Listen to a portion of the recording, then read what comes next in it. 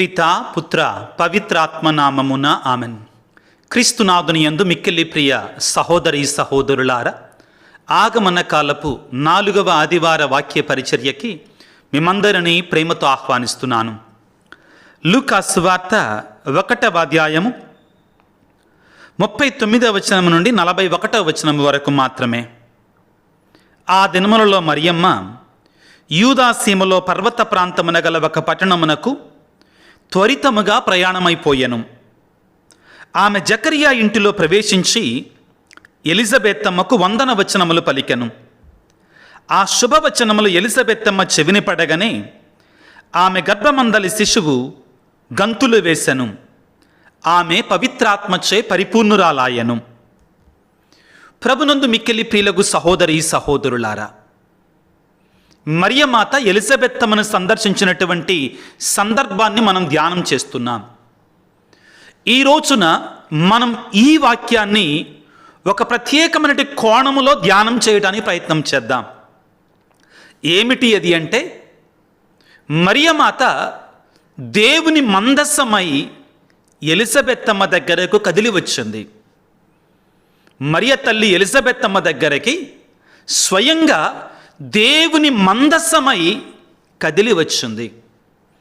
దీనికి ఆధారం ప్రియులారా, లూకా సువార్త 1వ అధ్యాయం 39 నుండి 45 వరకు ఈరోజు మనం చదువుకోవాల్సిన సువిశేషం అయితే, దానికి పోలిక పాత నిబంధన నుండి సమూయేలు 2వ గ్రంథము 6వ అధ్యాయం అంతా కూడా. ఇప్పుడు మనం మరియమాత ఏ విధముగా దేవుని మందస్సమై ఎలిజబెత్తమ్మ దగ్గరకు కదిలి వచ్చింది అనే అంశాన్ని జాగ్రత్తగా ఆధ్యాత్మికంగా పరిశీలించటానికి, ధ్యానించటానికి ప్రయత్నం చేద్దాం.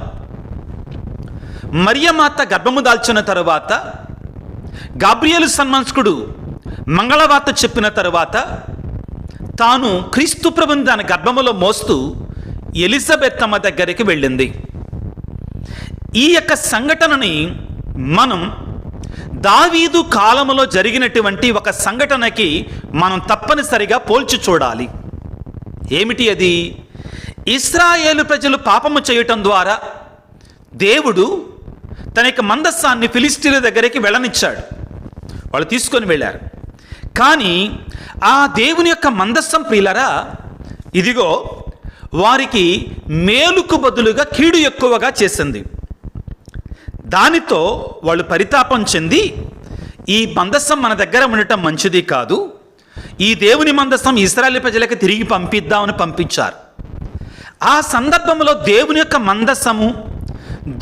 మందస్సం చుట్టూ జరిగిన సంఘటనలు, దేవుని యొక్క మందస్సం చేసిన అద్భుత కార్యాలను మనం పోల్చుకుంటే, మరియ తల్లి కూడా స్వయాన అచ్చం అలాగానే ఒక మందస్సం లాగా మనకు కనబడుతుంది. ఈ పోలికలో పిల్లల మొట్టమొదటిగా జరిగిన సంఘటన ఏంటంటే, ఆ దేవుని యొక్క మందస్సము కొండల మీద నుండి తీసుకొని రాబడింది, పర్వతముల మీద నుండి తీసుకొని రాబడింది. వాక్యాన్ని చదువుకుందాం. సమూయేలు 2వ గ్రంథము 6వ అధ్యాయం 1వ వచనము. దావీదు ఇశ్రాయేలీయుల నుండి 30,000 మంది సైనికులను ఎన్నుకొనెను. వారిని వెంటనెడుకొని సైన్యములకు అధిపతి అయి దేవదూతల మీద ఆసీనుడై ఉండు యావే పేర వెలయు మందస్సమును కొనివచ్చుటకై యూదా బాలాకు ప్రయాణమైపోయాను. వారు మందస్సమును కొత్త బండి మీద ఎక్కించుకొని కొండ మీద అభినాదాబు ఇంటి నుండి తరలించుకొని వచ్చారు. కొండ మీద నుంచి తీసుకొని వస్తున్నారు దేవుని యొక్క మందస్సాన్ని. మరియ తల్లి ఎలా వెళ్ళిందంటండి? ఎక్కడి నుంచి వెళ్ళిందంటండి? ఏ ప్రాంతం నుండి వెళ్ళిందంటండి? వాక్యాన్ని చదువుకుందాం. లూకా సువార్త 1వ అధ్యాయం 39వ వచనములో, ఆ దినములలో మరియమ్మ యూదాసీమలో పర్వత ప్రాంతమున గల ఒక పట్టణమునకు త్వరితముగా పోయెను. అక్కడ దేవుని యొక్క మందస్సం ఏ విధంగా వచ్చింది? కొండ మీద నుండి ప్రయాణమై వచ్చింది. ఇక్కడ మరియ తల్లి ఏ విధముగా వెళ్ళింది? పర్వత ప్రాంతమునకు, కొండ మీద కొన్నటువంటి ఆ యొక్క యూదాసీమలో ప్రాంతమునకు వెళ్ళింది ప్రియులారా. నంబర్ 1. రెండవది ప్రియులారా, జాగ్రత్తగా ఆలకించండి. ఇక్కడ ఆ దేవుని యొక్క మందస్సము ఇశ్రాయేలు ప్రజలను చేరగానే వారు గొల్లున కేకలు పెట్టారు. సంతోషముతో వారు ఆనందముతో కేకలు పెట్టి నాట్యమాడటాన్ని చూస్తున్నాం ప్రియులకు దేవుని బిడ్డలారా. వాక్యాన్ని చదువుకుంటే 5వ వచనము, సమూయేలు 2వ గ్రంథము 6వ అధ్యాయం 5వ వచనము. వాద్యకారులు సితార, మృదంగము, తంబుర, స్వరమండలము, తాళములను వాయించుచుండగా దావీదు ఇశ్రాయేలీయులు తన్మయులై యావే ముందట నాట్యమాడిరి. ప్రియులారా, ఒక పండగ వాతావరణం ఏర్పడింది. ఒక సంతోషదాయకమైన ఆనందదాయకమైనటువంటి వాతావరణం అక్కడ ఏర్పడింది. ఇక్కడ మరియమాత కూడా ఎలిజబెత్తమ్మను సందర్శించినప్పుడు అక్కడ ఒక సంతోషదాయకమైన ఆనందదాయకమైన వాతావరణాన్ని మనం చూస్తాం. లూకాసు వార్త 1వ అధ్యాయము 40వ వచనములో మరియా జకరియా ఇంటిలో ప్రవేశించి ఎలిజబెత్తమ్మకు వందన వచనములు పలికెను. ఆ శుభవచనములు ఎలిజబెత్తమ్మ చెవిని పడగని ఆమె గర్భమందలి శిశువు గంతులు వేశాను. ఆమె పవిత్రాత్మచే పరిపూర్ణురాలయ్యను. ఎంత ఆనందదాయకమైనటువంటి కార్యం అండి. అక్కడ దేవుని యొక్క మందస్సాన్ని చూడగానే సితార, తంబుర, నాట్యముతో దేవుని స్తుతించారు. పరమానందం అక్కడ దొరికింది. ఇక్కడ కూడా మరియ తల్లి ఎలిజబెత్తమ్మ దగ్గరికి రాగానే ఆమెలో ఉన్న బాధ, కష్టము, వేదన తొలగిపోయింది, ఆనందంతో నింపబడింది. 3వది ముఖ్యమైనటువంటిది, ఈ దేవుని యొక్క మందస్సం ప్రియులారా ఒబేదెదోము అనేటువంటి వాని ఇంటిలో ఎన్ని దినాలు ఉందంటండి. వాక్యాన్ని చదువుకుందాం. సమూయేలు 2వ గ్రంథము 6వ అధ్యాయము 11వ వచనము. అతని ఇంట మందసము 3 మాసములు ఉండే. చాలా సారూప్యాలు ఉన్నాయండి. దేవుని మందస్సానికి నూతన మందస్సమైన మరియ తల్లికి చాలా సారూప్యాలు ఉన్నాయి, చాలా పోలికలు ఉన్నాయి. ఎన్ని నెలలు ఉందట ఈ మందస్సం? అతని ఇంట మందస్సం 3 మాసములు ఉండెను. యావే ఒబేదెదోమును అతని కుటుంబమును మందస్సము కారణముగా చల్లని చూపును చూచెను. ఇప్పుడు చూద్దాం. లూకాసు వార్త 1వ అధ్యాయం 56వ వచనము. మరియమ్మ 3 మాసములు ఎలిజబెత్తమ్మతో ఉండిన పిమ్మట తన ఇంటికి తిరిగిపోయాను. అక్కడ మందసం ఒబేదెదోము ఇంటిలో 3 నెలలు ఉన్నది. ఇక్కడ దివ్య మందసం, నూతన మందసమైన మరియా ఎలిజబెత్తమ్మ ఇంటిలో 3 నెలల పాటు ఉంది. అక్కడ మందస్సం ఒబేదెదోము ఇంటిలో ఉండటం వలన ఏం జరిగింది? ఇక్కడ నూతన మందస్సమైన మరియా ఎలిజబెత్తమ్మతో ఉండటం వలన ఏం జరిగింది? పోలిక చూద్దాం. వాక్యాన్ని చదువుకుంటే సమూయేలు 2వ గ్రంథము 6వ అధ్యాయం 12వ వచనం. మందస్సము మూలముగా యావే దేవుడు ఒబేదెదోము కుటుంబమును అతని ఆస్తిపాస్తులను వృద్ధి చేస్తానని దావీదు విన్నాడు. మందస్సం ఒబేదెదోము ఇంటిలో 3 నెలలుంటే ఆ మందస్సం కారణంగా ఒబేదెదోము యొక్క ఆస్తిపాస్తులు, ఒబేదెదోము కుటుంబము కూడా దీవించబడింది. ప్రియులారా, ఇప్పుడు మరియ తల్లి కారణముగా 3 వ్యక్తులు దీవించబడుతున్నారు. ఎలిజబెత్తమ్మ, బాప్తిస్మ యోహాను గారు, వారి తండ్రి అయినటువంటి జకరియాసుడు. వాక్యాన్ని చదువుకుంటే లూకాసు వార్త 1వ అధ్యాయం 44వ వచనం నుంచి చదువుకుంటే, నీ వందన వచనములు నా చెవిని సోకగానే నా గర్భమందలి శిశువు ఆనందముచే గంతులు వేశాను. 43వ వచనంలో, నా ప్రభువు తల్లి నా యొద్దకు వచ్చుట నాకు ఎలాగూ ప్రార్థించను. ప్రియులారా, అక్కడ పాత నిబంధన మందస్సం కారణముగా ఒబేదెదోము అనేటువంటి వాడు దీవించబడితే, ఆశీర్వదించబడితే, ఇక్కడ యేసయ్య అనేటువంటి దేవుని మోసుకొని వెళ్ళినటువంటి నూతన మందస్సాన మరియ తల్లి కారణముగా ఎలిజబెత్తమ్మ, జకరియాసుడు, తన కుమారుడైనటువంటి బాప్తిస్మ యోహాను కూడా దీవించబడ్డారు, ఆశీర్వదించబడ్డారు. పిల్లకు దేవుని బిడ్డలారా, మరొక ముఖ్యమైన అంశం ప్రియులారా మర్చిపోకూడదు. దావీదు నాట్యమాడాడు. వాక్యాన్ని చదువుకుందాం. సమూయేలు 2వ గ్రంథము 6వ అధ్యాయము 14వ వచనం.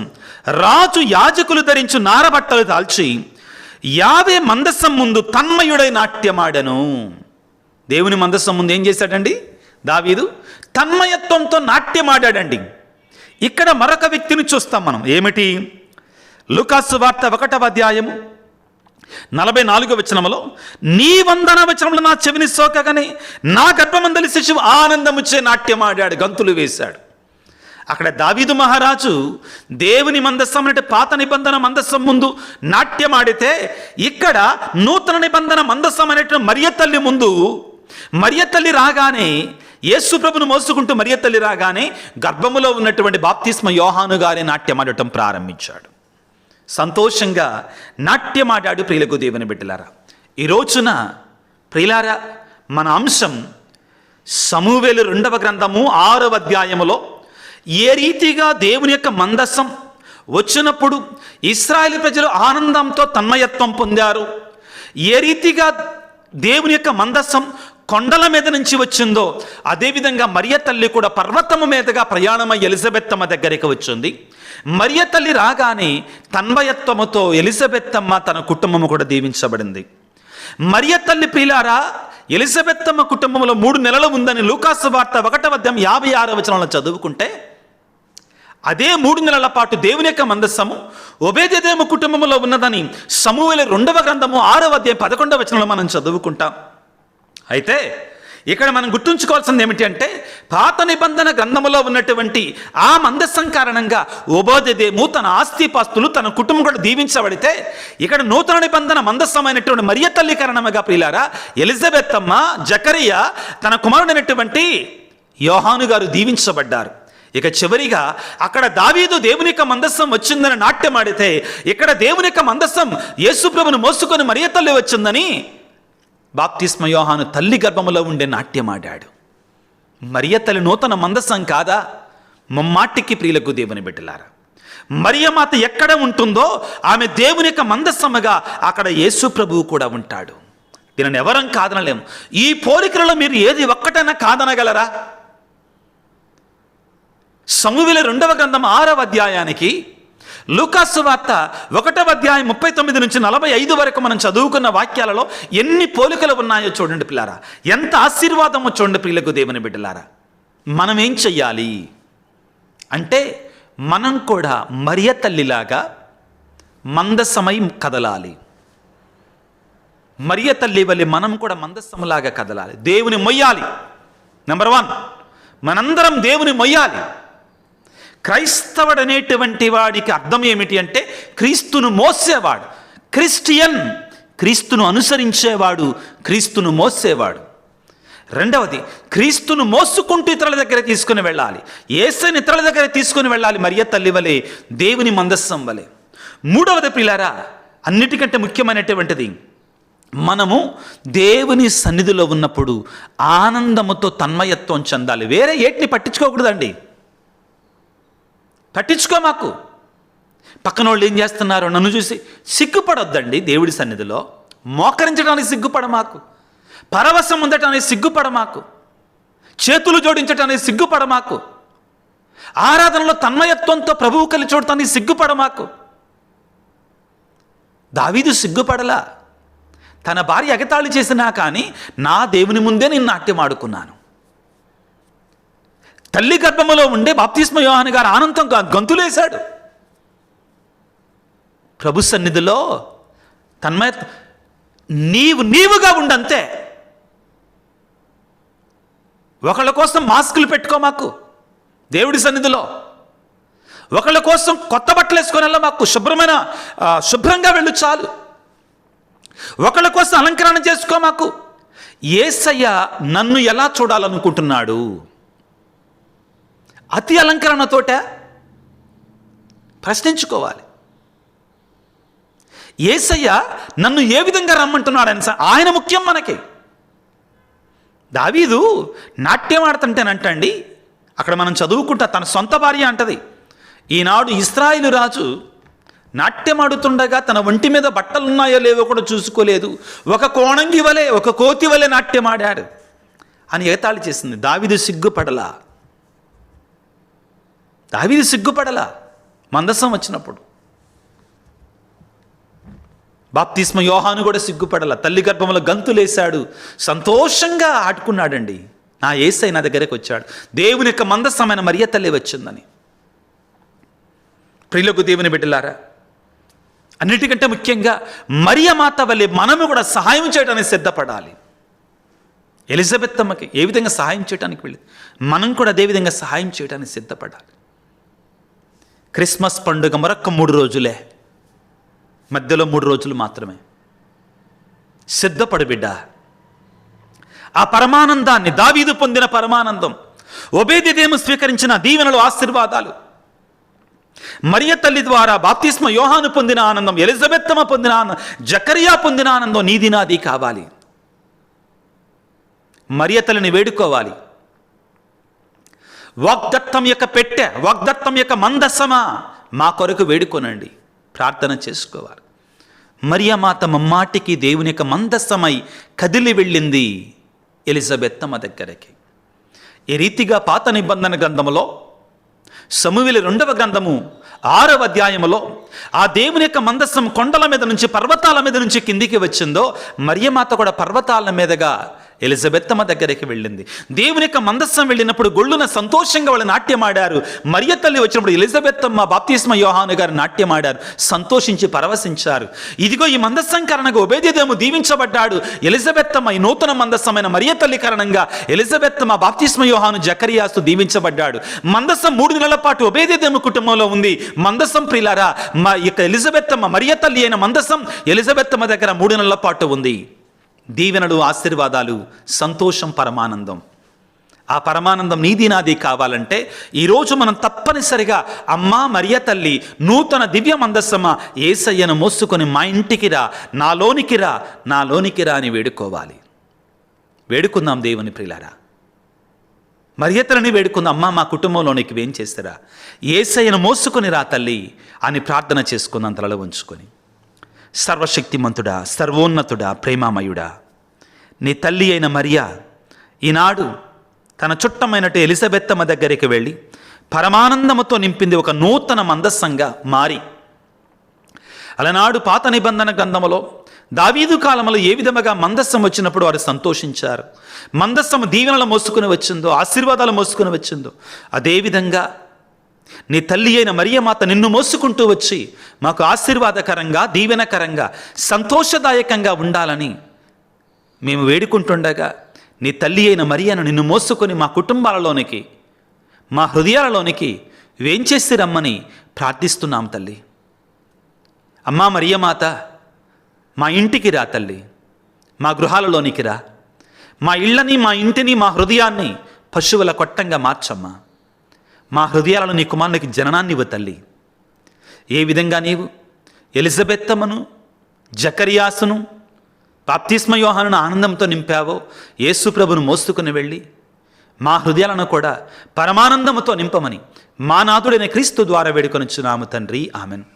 ప్రభువు మీతో ఉందురుగాక, మీ ఆత్మతో ఉందురుగాక. సర్వశక్తి గల సర్వేశ్వరుడు, పిత, పుత్ర, పవిత్రాత్మ మిమ్ము మీ కుటుంబాలను చల్లగా దీవించి ఆశీర్వదించి కాపాడుదురుగాక. God bless you. దేవుడు మిమ్ము దీవించుగాక. ఆమెన్.